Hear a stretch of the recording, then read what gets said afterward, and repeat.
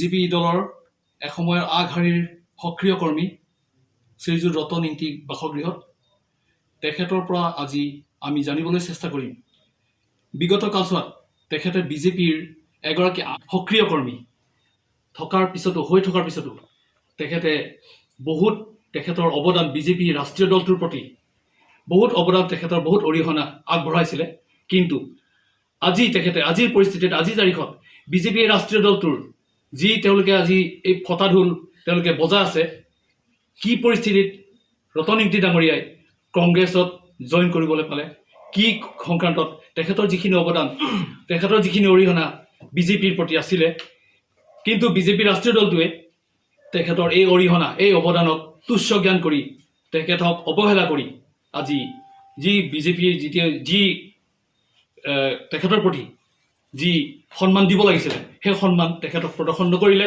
সেই সংক্ৰান্তত আমি তেখেতৰ বাসগৃহত আহি উপস্থিত হৈছোহি তেখেতৰ পৰা এই সংক্ৰান্তত আমি কিছু কথা জানিবলৈ চেষ্টা কৰিম আহকচোন দুৱাৰবামনি সমষ্টিৰ পৰা আপুনি এগৰাকী বিজেপিৰ সক্ৰিয় কৰ্মী হিচাপে আপোনাৰ বহুতখিনি অৱদান বহুতখিনি অৰিহণা আপুনি বিজেপি দলটোৰ পৰা অশেষ কষ্ট কৰি পেলাই আপুনি দলটো আগবঢ়াই লৈ গৈছিলে লগতে আপুনি বিজেপিৰ বহুত পুৰণা কৰ্মী হয় সক্ৰিয় কৰ্মী হয় লগতে বহুত পুৰণি কৰ্মী হয় কিন্তু আজিৰ তাৰিখত আপোনাক বিজেপিয়ে বহুতখিনি আপোনাক অৱহেলা কৰিছে সেই সংকটত আপুনি নিউজ 24 কাৰ্বি আংলঙৰ দৰ্শকৰ বাবে কাৰ্বি আংলঙবাসী ৰাইজৰ বাবে আপুনি কি মেছেজ আগবঢ়াব আমি একচুয়ালি যেতিয়া বিজেপিয়ে বহুত ভাল আৰু ৰাইজৰ কাৰণে একটা স্লোগান দিছিলে একটা পৰিৱৰ্তন কথা লৈ আৰু সবকা সাথ সবকা বিকাশ এই কথাটো সকলো ৰাইজে ভাল পাইছে আৰু আমিও ভাবিছো যে সঁচাকে বিজেপি পাৰ্টি হয় একটা ডাঙৰ পৰিৱৰ্তন আহিব সেইটো আশাত কাউন্সিলত কংগ্ৰেছ থকা পিছতো ষ্টেটত কংগ্ৰেছ থকা পিছতো মই কংগ্ৰেছ ত্যাগ কৰিছো কাৰণ আহা দিন ভৱিষ্যতলৈ আমাৰ সকলো ৰাইজৰ কাৰণে একটা ভাল পদক্ষেপ লৈছে বিজেপিয়ে তাৰ পিছতে ৰাইজৰ কাৰণে বহুত কিছুমান সুবিধা স্কিম সেইবিলাক এনাউন্স কৰা হৈছে সেইটো কাৰণে ৰাইজৰ কাৰণে কাম কৰিবৰ কাৰণে পৰিৱৰ্তন স্বাৰ্থত জইন কৰিছিলোঁ আৰু ৰাইজক যে ইমান আশা দিয়াৰ পিছত দেখিলোঁ ইয়াত যে কিন্তু যি এটা প্ৰমিছ আছিলে সেইবিলাক একো নোহোৱা হৈছে আমি এতিয়া অহাৰ পিছত দেখিছোঁ যে প্ৰমিছ কৰাটো বাদ দিয়ক সেইবিলাক ফুলফিল একটাও হোৱা নাই আৰু যি কেইটা বিজেপি কৰ্মীকেইটা পুৰণা মানুহকেইটা যি ধৰণৰ সন্মান পাব লাগিছিলে সেইটো কোনো পোৱা নাই ৰিচেণ্টলি আপোনালোকে দেখিছে আমাৰ যিটো অৰুণ তেৰাঙো ইমান ডিসস্যাটিসফেকশন হৈছে প্ৰেছ ততে কৈ দিবলগীয়া হৈছে যে আমাৰ ভিতৰত বহুত অন্যায় হৈছে কাউন্সিল আৰু যিটো আমাৰ দল হিচাপে কোনো যোগাযোগ নাই পাৰ্টি হিচাপে একো পুৰা ইগনোৰ কৰা হৈছে খালি ইয়াতে একটা ওয়ান ম্যান শো টিম কাৰ্বি আংলং হিচাপে চলি আছে whereas কোনো পাৰ্টিত ইম্পৰ্টেণ্ট নাই পুৰা নেগলেক্ট কৰিছে আৰু সেই যিকেইটা আমাৰ পাৰ্টি মানুহকেইটা কাম কাজ একো কৰিবলৈ সুবিধা পোৱা নাই আজিলৈকে সেইটো কাৰণে বহুত দুখত আছে চবে ৰাইজে আৰু মই বিশেষকৈ কিয় ওলাই আহিছে এতিয়া কেবত গোটেই all over Assam all over north east ইমান প্ৰটেষ্ট কৰিছে ৰাইজে ভাল পোৱা নাই একটা ডেমক্ৰেটিক কাণ্ট্ৰি ইলেক্টেড মানুহ কেইটা কিহৰ কাৰণে আছে ৰাইজৰ কাৰণে হ'ব লাগে ৰাইজৰ যি চিন্তা ধাৰণা যি বিচাৰে সেইটো প্ৰতি হ'ব লাগে কিন্তু ইয়াতে পুৰা ৰাইজৰ এগেইনষ্ট পাব্লিক এগেইনষ্ট সেইটো কাৰণে সেইটো মই আগত পৰা কৈ আছো সেইটো পুৰা মই বিৰোধী কৰোঁ যে যে জাতি হওক যে ধৰ্ম হওক বাংলাদেশী ইজ বাংলাদেশী সেইটো কোনো পধ্যে একচেপ্ট কৰা নহয় আৰু এটা আকৌ ৰিচেণ্টলি কেবৰ লগত UCC uniform civil code already add কৰি দিছে এতিয়া যে বিজেপি পাৰ্টীয়ে ইমান নাচি ফুৰিছে, ডান্স কৰি আছে, সিহঁতি গম পোৱা নাই নেকি? সেইবিলাক যদি ইয়াত আহি যায় আমাৰ কি পৰিস্থিতি হ'ব? আমাৰ চিন চাপ থাকিব জানো? চিন চাপো নাথাকিব আৰু আমাৰ ইমান সমস্যা বাঢ়িব, ইয়াতে আৰু একটা কিয়ছ হৈ যাব। সেইটো কাৰণে সেইটো বহুত ডাঙৰ চিন্তা কৰিবলগীয়া হয়। আমাৰ ইয়াতে এতিয়া ডান্স কৰি আছে, সিহঁতি গম পোৱা নাই। UCC যদি ইয়াত হৈ যায়, ইউনিফৰ্ম চিভিল কোড যদি ইয়াত এফেক্ট হৈ যায়, ইয়াত 6 শিডিউল আৰু থাকিব নেকি? 6 শিডিউল ইয়াতে আৰু দেখি পোৱা যাব নেকি? চব জেনেৰেল কেটেগৰী গুচি যাব। সেইবিলাক মই পুৰা বিৰোধী। সেইটো কাৰণে ইয়াত কাউন্সিলত BJP, ষ্টেটত BJP, চেণ্ট্ৰেলত BJP থাকিও মই ছেটিছফাইড হোৱা নাই। মই চব সেইবিলাক ত্যাগ কৰি মই এইটো BJPৰ পৰা মই ওলাই আহিছোঁ। আৰু কংগ্ৰেছত মই কিয় যোগ কৰিছোঁ? দেখিছোঁ যে একটাই পাৰ্টি আছে কেপ বিৰোধে যিটো টক্কৰ দিব পৰা, লাগিব পৰাটো। It was Congress who fought against this cap. If Congress would have not been there, this bill would have passed if Congress would have not protested. That is the reason, since they stand firmly against cap, that is why the only reason I have joined Congress. And Congress is very much a secular party.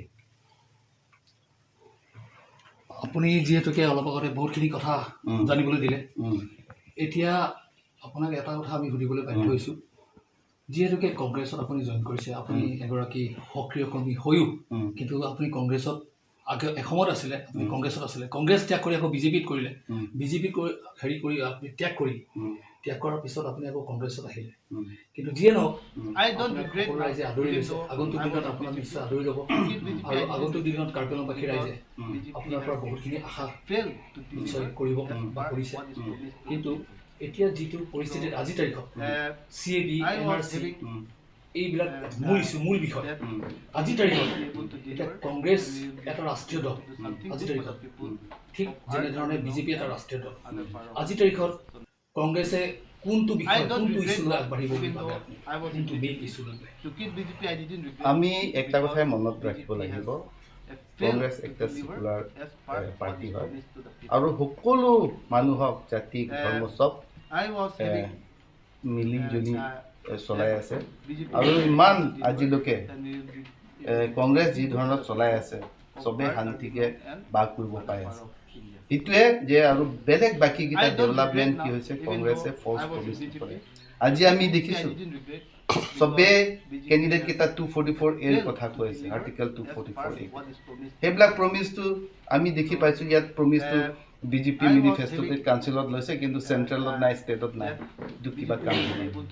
Congress যে যি party আছে, সেই party article 244A সংবিধানত লিখি থৈ গৈছে। আৰু সেই কংগ্ৰেছে লিখি থৈ থোৱাটো কি কাৰণ আছে? এক সময়ত কাৰ্বি আংলং ৰাইজৰ কাৰণে এই অট'নমাছ ষ্টেটটো প্ৰয়োজন হ'ব। আৰু যেতিয়া আমি নিজে চলাব পাৰিব, আমি সেইটো যদি যেতিয়া আমাক লাগে, সেইটো নিশ্চয় কংগ্ৰেছে যেতিয়া প্ৰয়োজনটো দেখিব দিব। কিয়? নিজে প্ৰয়োজনটো দি গৈছে। বেলেগকেইটাতো এনেই হালা কৰিছে, বাকীকেইটা কিছুমানটো স্ক্ৰেপ কৰিব খুজি আছে। আৰু যিকেইটা এতিয়া টিকেট পোৱাৰ পিছত সেইবিলাক পাৰ্টি, BJP হওক, কুলিৰাম তেৰাং হওক, সেইবিলাকতো অলৰেডি MOS MOU লিখিলে। লিখাৰ পিছতে কি আৰু সিহঁতি অট'নমাছ ষ্টেট কথা কোৱাটো কিবা অৰ্থ আছে নেকি? সিহঁতিতো সেইবিলাক নালাগে বুলি অলৰেডি লিখিলে। এতিয়া কিন্তু ৰাইজৰ পৰা ভোট পাবৰ কাৰণে অট'নমাছ ষ্টেট কথা কৈ আছে। আৰু হৰেণ সিং বেনিষ্টাৰ মানুহ ৰাইজে কিয় ভোট দিব? সিহঁতিতো নিজে স্বীকাৰ কৰি আছে। দেখোন মইতো একটা উগ্ৰপন্থী মানুহ আছিলে, চবৰ মানুহক কিমান অত্যাচাৰ কৰিছে, কিমান অশান্তি কৰিছে, এই কথাকেইটা কি ৰাইজে পাহৰি গৈছে নেকি? পাহৰা নাই। আমাৰ ইয়াতে সংঘাত ইমান ডাঙৰ হৈ গ'ল, কুকিৰ পৰা সংঘাত হৈ গ'ল, য'ত নেকি আমাৰ নিজৰ ঠাই হিচাপে ইমান হাজাৰ হাজাৰ বছৰৰ পৰা আছে। আৰু এই ডিমাচাৰ পৰা সেইবিলাক সংঘাত কোনে কৰিছে? সেইবিলাক মানুহেই কৰিছে। আৰু অহা দিন যদি সেইবিলাক যদি ইলেক্টেড হৈ আহে, সিহঁতৰ মিছনেৰী যদি হৈ যায়, কি আমাৰ শান্তি থাকিব বুলি ভাবিছে নেকি? আৰু ভয়ানক হ'ব, আৰু বেয়া হ'ব। সেইটো কাৰণে সেইবিলাকতো কোনো পধ্যে একচেপ্ট কৰা নহয়। ৰাইজে সেইবিলাক কথা পাহৰা নাই, মনত আছে। সেইবিলাক কথা এতিয়া আস্তে আস্তে ওলাই আছে। আমি বহুত ক'বলগীয়া আছে, কিন্তু নিজৰ কিছুমান পাৰ্চনেল হিচাপে এইবিলাক কোৱা টান। It is none other than Congress.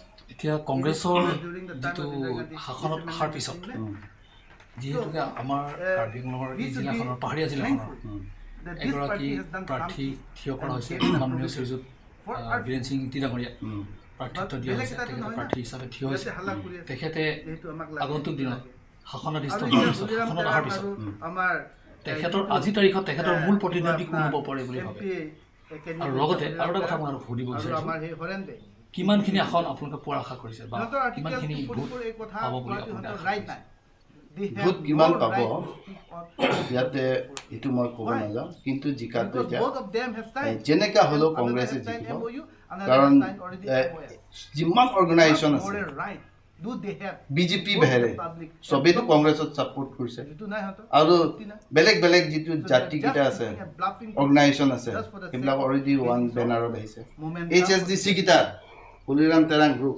সেইবিলাকো অলৰেডি এতিয়া ছাপোৰ্ট কৰা হৈছে সেইবিলাক যদি অল এভৰি ছ'চিয়েল অৰ্গেনাইজেশ্যন যদি ছাপোৰ্ট কৰে নিজিকা কাৰণ ক'ত আছে মইতো ক'তো দেখা নাই আৰু যি নেকি ৰাহুল গান্ধী ষ্ট্ৰংলি কৈ গৈছে যে যদিহে আমি পাৱাৰত আহে দিল্লীত যদি আমাৰ চৰকাৰ হয় আমি যিটো কেপটো ইয়াত নাইকিয়া কৰিম বুলি কৈছে ইয়াৰকৈ আমাক আৰু কি কিবা প্ৰমিছ লাগে আমাক আৰু কি প্ৰয়োজন আছে ডাইৰেক্ট কৈ দিছে যে they are going to abolish cap they are not going to bring cap that is what the people of North East is looking for Karbi Anglong raise eta uthi ahibo lage itu bujibo lage aru Tuliram Roham moi eta recently dikisu kiba social networking side bole koise ki মই যদি BJP যদি হাৰি যায় বোলে এখেতে ৰিজিগনেশ্যন দিব আৰু এইটো ৱেলকাম কৰিব লাগে চবে ৰাইজে আৰু সেই কথাত লৈ এতিয়া মই জানো যিমান পুৰণা বিজেপি আছে কোনো তাক কি কয় পদুমপুৰত বিজেপিক ভোট নিদিয়ে যিমান পুৰণা বিজেপি কাৰ্যকৰ্তা আছে মোৰ নিচিনা মানুহ তাত বহুত ডিছছেটিছফেকশ্যন আছে পাৰ্টি অৰ্গেনাইজেশ্যন হিচাপে কোনো ভাল নাপায় এই পৰিৱৰ্তন নোহোৱা চৰকাৰটো পৰিৱৰ্তন স্বাৰ্থত হ'ব কাৰণে হ'ব বাবে এতিয়া বিজেপি মানুহে ভোট নিদিয়ে বিজেপি থকা মানুহকেইটাও ভোট নিদিয়ে সেইটো কাৰণে হৰেণ সিং বেহাৰাটো নিশ্চিত হয় আমি বহুতখিনি কথাই ৰতন ইংতি ডাঙৰীয়াৰ পৰা জানিব পাৰিলোঁ তেখেতে বহুতখিনি আশা প্ৰকাশ কৰিছে কাৰ্বি আংলং ৰাইজৰ ফালৰ পৰা আগন্তুক দিনত যিগৰাকী ৰাষ্ট্ৰীয় দলৰ কংগ্ৰেছৰ ৰাষ্ট্ৰীয় দলটোৰ পৰা যিগৰাকী প্ৰাৰ্থিত্ব ডিফু তিনি কাৰ্বি আংলং জিলাৰ ফালৰ পৰা NCSৰ ফালৰ পৰা এই তিনিখন ডিষ্ট্ৰিক্টৰ ফালৰ পৰা যিগৰাকী প্ৰাৰ্থিত্ব প্ৰদান কৰা হৈছে শ্ৰীযুত বীৰেন সিং ইংতি ডাঙৰীয়া তেখেতৰ যি আগন্তুক ইলেকশ্যন আগন্তুক নিৰ্বাচনত তেখেতৰ জয়ী নিশ্চিত বুলি তেখেতে জানিবলৈ দিছে সেই গতিকে এতিয়া আজিৰ তাৰিখত আমি বহুতখিনি কথাই শ্ৰীযুত ৰতন ইংতি ডাঙৰীয়াৰ পৰা আমি জানিবলৈ পাৰিলোঁ আগন্তুক দিনত আহি থকা নিৰ্বাচনত কাৰ্বি আংলংবাসী ৰাইজে লগতে অসমৰ ৰাইজে বা উত্তৰ পূৰ্বাঞ্চলৰ বা গোটেই ভাৰতবৰ্ষৰ ৰাইজে বিজেপিক কিমান দূৰ আঁকোৱালি ল'ব কিভাৱে আঁকোৱালি ল'ব কংগ্ৰেছক কিভাৱে আঁকোৱালি ল'ব কংগ্ৰেছৰ পৰা কি আশা কৰিছে সেই সকলোখিনি আমি অনাগত দিনলৈ অপেক্ষা কৰিব লাগিব আৰু ইয়াকে কৈ মই নিউজ 24 কাৰ্বি আংলং দৰ্শকৰ পৰা মই বিদায় লৈছোঁ ধন্যবাদ